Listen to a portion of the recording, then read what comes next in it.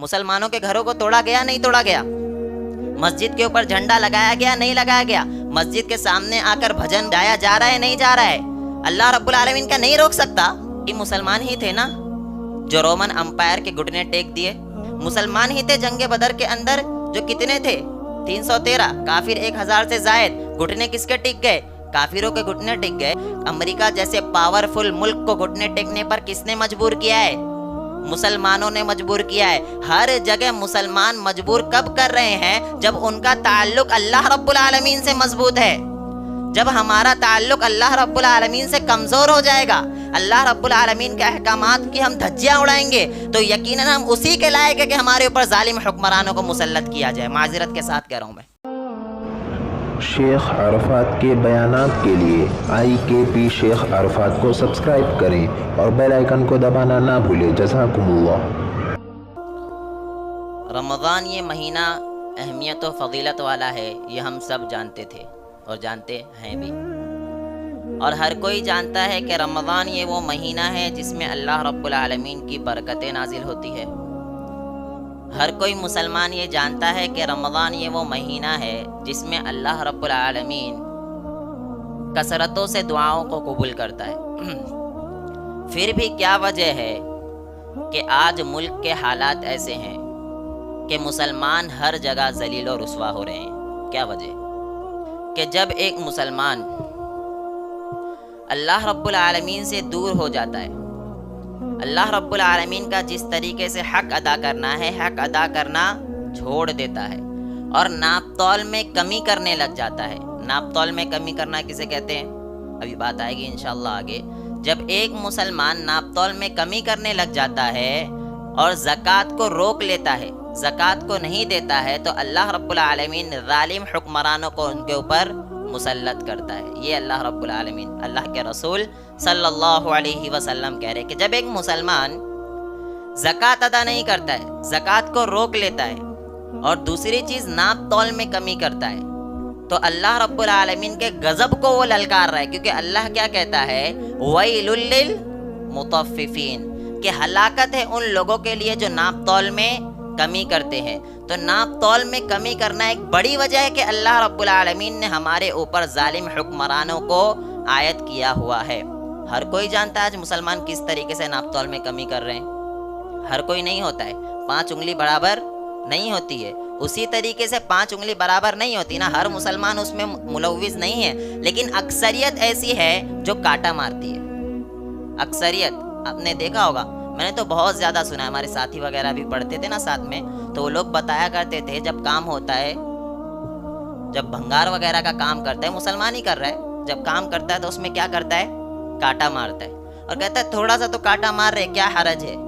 یہی تو سب سے بڑا حرج ہے، آپ اللہ رب العالمین کے غضب کو للکار رہے ہو۔ اللہ رب العالمین کے غضب کو للکارنا ہے اگر آپ ناپ تول میں کمی کرتے ہیں، کاٹا مارتے ہیں۔ آج اگر آپ پھل فروٹ بیچ رہے ہیں، کوئی مسلمان پھل فروٹ بیچ رہا ہے اور اس کے اندر اگر وہ ناپ تول میں کمی کرتا ہے تو اللہ رب العالمین کے غضب کو للکارنا ہو گیا۔ جب ایک مسلمان ناپ تول میں کمی کرنے لگ جائے، زکوٰۃ کو روک لے، جو ایک غریب مسلمان کا حق ہے، جو فقراء کا حق ہے، جو مساکین کا حق ہے، جب ایک مسلمان ان تمام چیزوں پر عمل کرنے لگ جائے، اللہ رب العالمین کی مخالفت کرنے لگ جائے، تب جا کے اللہ رب العالمین کے غضب کو للکارا جاتا ہے، اور اللہ رب العالمین ہمارے اوپر کن لوگوں کو مسلط کرتا ہے؟ ظالم حکمرانوں کو مسلط کرتا ہے۔ اللہ اکبر۔ دیکھیے یہی مسلمان ہی تھے نا جو رومن امپائر کے گھٹنے ٹیک دیے، مسلمان ہی تھے وہ جنہوں نے رومن امپائر کے گھٹنے ٹیک دیے، مسلمان ہی تھے جنگ بدر کے اندر جو کتنے تھے 313 کافر 1000 سے زائد، گھٹنے کس کے ٹک گئے؟ کافروں کے گھٹنے ٹک گئے۔ امریکہ جیسے پاورفل ملک کو گھٹنے ٹیکنے پر کس نے مجبور کیا ہے؟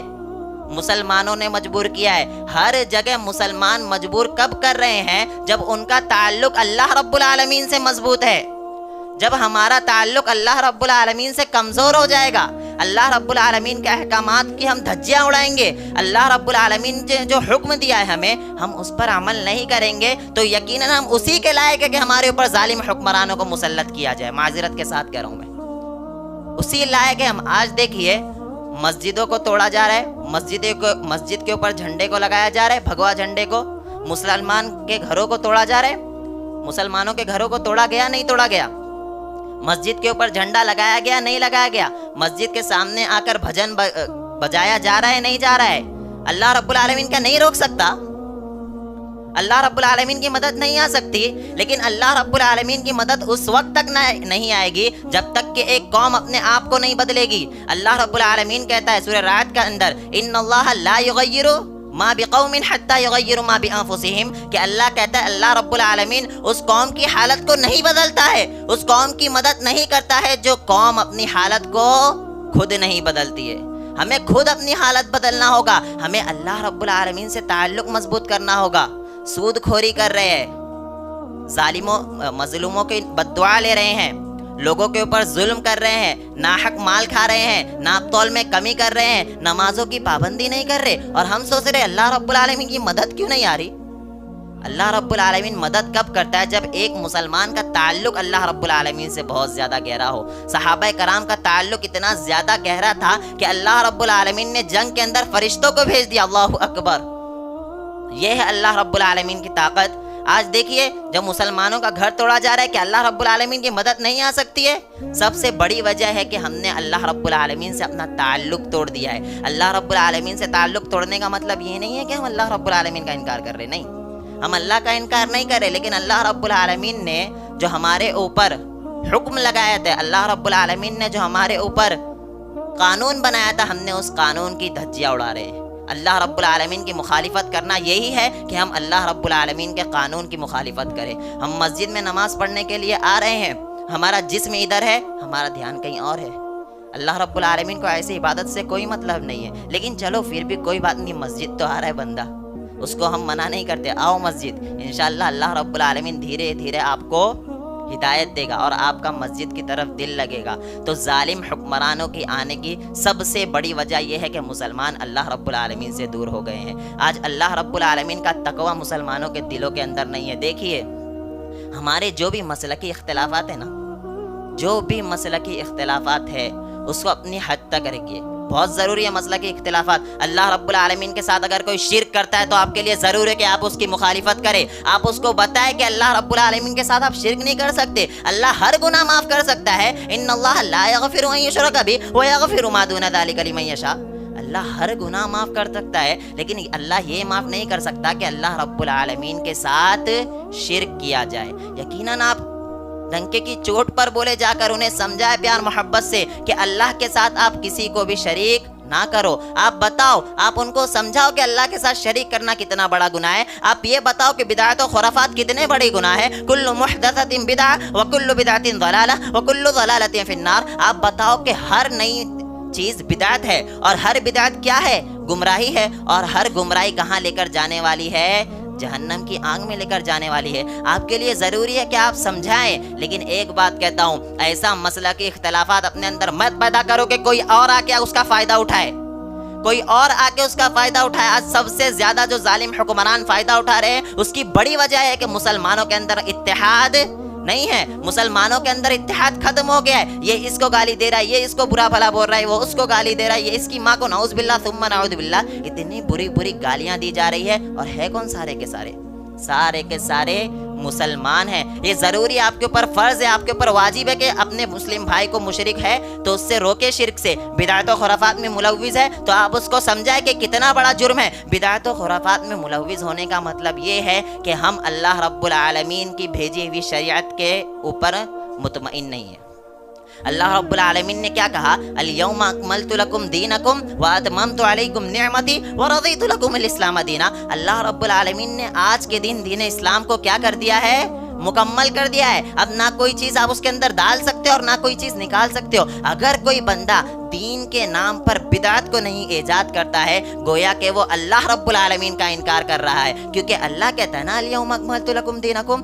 رسول اللہ صلی اللہ علیہ وسلم حجۃ الوداع کے موقع پر کہہ رہے ہیں نا کہ میں نے آپ تک دین پورا نہیں پہنچایا، سارے صحابہ نے گواہی دی. اور اگر ہم اب کوئی نئی چیز کو ایجاد کر رہے دین کے اندر، اس کے پیچھے ثواب کی نیت رکھ رہے ہیں، تو ہم گویا اللہ کے رسول صلی اللہ علیہ وسلم پر بہتان باندھ رہے ہیں کہ اللہ کے رسول صلی اللہ علیہ وسلم ہم تک دین صحیح سے نہیں پہنچائے ہیں، کچھ کمیاں رہ گئی تھی جو ہم اس کو پورا کر رہے ہیں. نعوذ باللہ. یقیناً یہ بہت بڑا گناہ ہے، یہ اللہ کے غضب کو للکارنا ہے. ہمارے اوپر ضروری ہے ہم اپنے بھائیوں کو سمجھائیں، لیکن ایسے اختلافات نہ کریں کہ آپ روڈ پہ نکل کے ایک دوسرے کو گالی گلوچ دیں، جس کا فائدہ غیر مسلم اٹھائے، جس کا فائدہ غیر قوم اٹھائے. آج سب سے بڑی وجہ یہی ہے. دیکھیے، اگر کسی، معذرت کے ساتھ کہہ رہا ہوں، کسی اہل حدیث بھائی کی مسجد ٹوٹتی ہے تو دوسرے بھائی اس طریقے سے نہیں نکلیں گے، باہر نہیں نکلیں گے. کسی دیوبندی بھائی کی مسجد ٹوٹتی ہے تو ہم نے نام رکھے ہوئے نا، دیوبندی بھائی کی مسجد ٹوٹتی ہے تو لوگ اس طریقے سے باہر احتجاج کے لیے نہیں نکلیں گے. ہے تو سارے کے سارے کون ہیں؟ مسلمان ہے نا. سارے کے سارے دعویٰ کیا کرتے ہیں؟ مسلمان کا.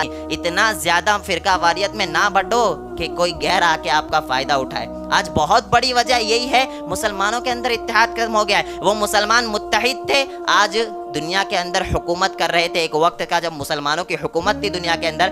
آج کیوں مسلمان پیچھے ہو گئے ہیں؟ اللہ کے واسطے اللہ رب العالمین سے جڑو.